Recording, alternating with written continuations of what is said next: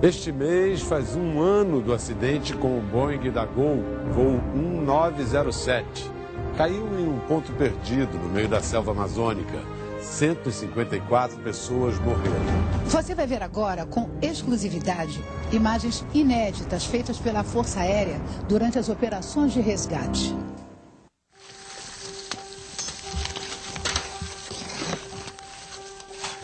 Mata fechada. Calor insuportável. Perigo de contaminação. Ataques de abelhas. Foi essa a rotina dos homens, na grande maioria militares, que participaram do resgate do voo 1907. Uma operação de 54 dias, que chegou a envolver mais de 800 pessoas e começou no fim da tarde de sexta-feira, 29 de setembro de 2006. Com 7 pessoas a bordo, um jatinho Legacy voava de São José dos Campos a Nova York. Um Boeing 737 da Gol ia de Manaus para Brasília. Ambos na mesma altitude, 37 mil pés, pouco mais de 11 quilômetros. Às 5 da tarde, eles se chocaram. A ponta da asa esquerda do Legacy arrancou um pedaço da asa esquerda do Boeing. O avião da Gol perdeu sustentação, rodopiando, se despedaçou antes de tocar o solo. O tempo de queda dos destroços foi em média 1 minuto e 4 segundos.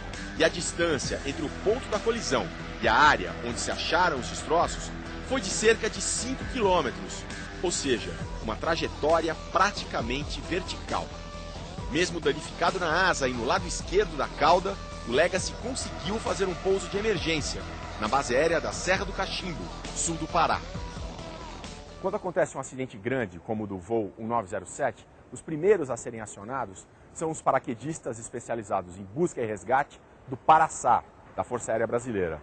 O sargento Frade foi o primeiro militar a chegar ao local do acidente. Sargento, como é que o senhor chegou lá? Chegamos na fazenda primeiro, chegamos de paraquedas, porque não tínhamos certeza se o avião podia pousar. Soltamos a equipe, e após isso embarcamos no helicóptero e fomos para o local do acidente.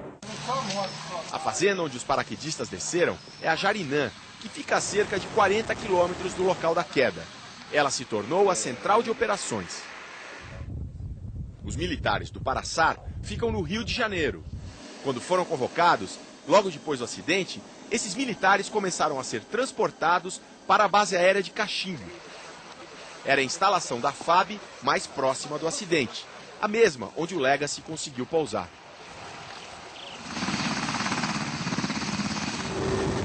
Na manhã seguinte, os primeiros destroços foram avistados, numa área de mata muito fechada. Impossível pousar de helicóptero. A solução foi descer, não de rapel, como se poderia imaginar, mas com o chamado guincho, um cabo de aço preso a uma cadeirinha.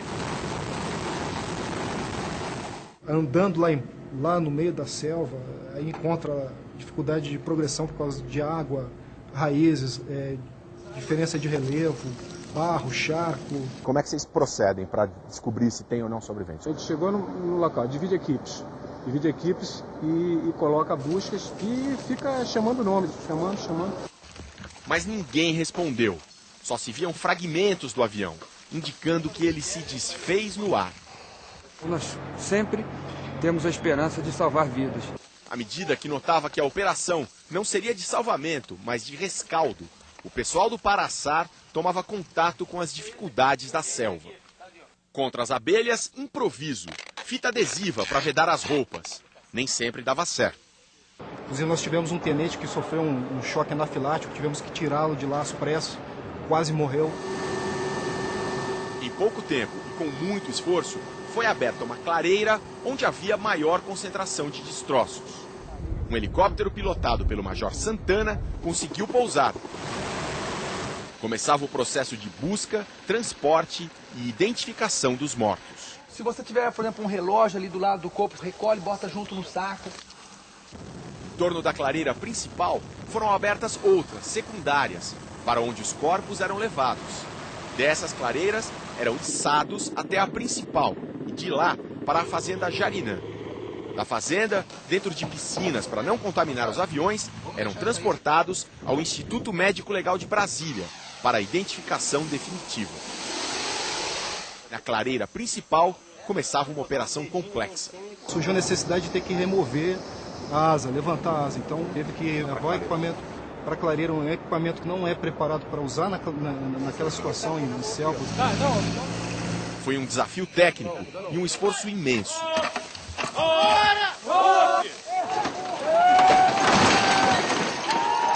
4 corpos estavam embaixo da asa. Nos caminhos entre a clareira principal e as secundárias, tristes descobertas. Mal dava para perceber que aquele monte de metal retorcido era uma das turbinas. A outra turbina, igualmente em pedaços. A golpes de machado, o militar tenta chegar aos corpos dos pilotos, dentro da cabine.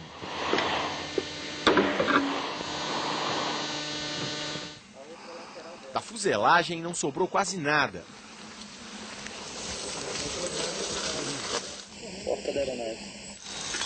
Várias peças estavam cravadas na terra pela força do impacto. E muitos dos corpos estavam nus, porque o atrito com o vento arrancou as roupas. O cilindro de voz, fundamental para as investigações, só foi achado com um detetor de metais, 20 centímetros abaixo da superfície. A missão estava quase terminada. Quase. Mas está faltando uma pessoa, que é o Marcelo Paixão. Nós vamos achar o Marcelo. Marcelo foi encontrado depois de cerca de 40 dias. Para os militares, missão cumprida. Mas agora, nas últimas semanas, surgiu uma mancha nessa história. Parentes alegaram que pertences de vítimas teriam sido roubados, que no Rio foi dada entrada no financiamento de um carro usando documento de um dos mortos. A FAB nega envolvimento. Prego para a minha tropa. Eu sempre falo para eles, senhores, o que não é meu, não é meu. O que não é seu, não é seu, é de alguém, tem dono, a gente vai devolver. Da carga total de 4.000 quilos no avião da Gol, só foram recuperados 1.600. E até hoje não se encontrou o pedaço da asa do Boeing de mais de 6 metros que foi arrancado pelo Legacy.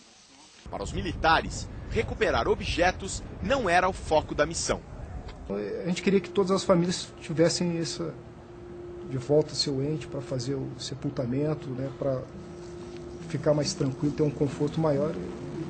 Felizmente nós conseguimos fazer isso com os 154 que se encontravam naquele avião.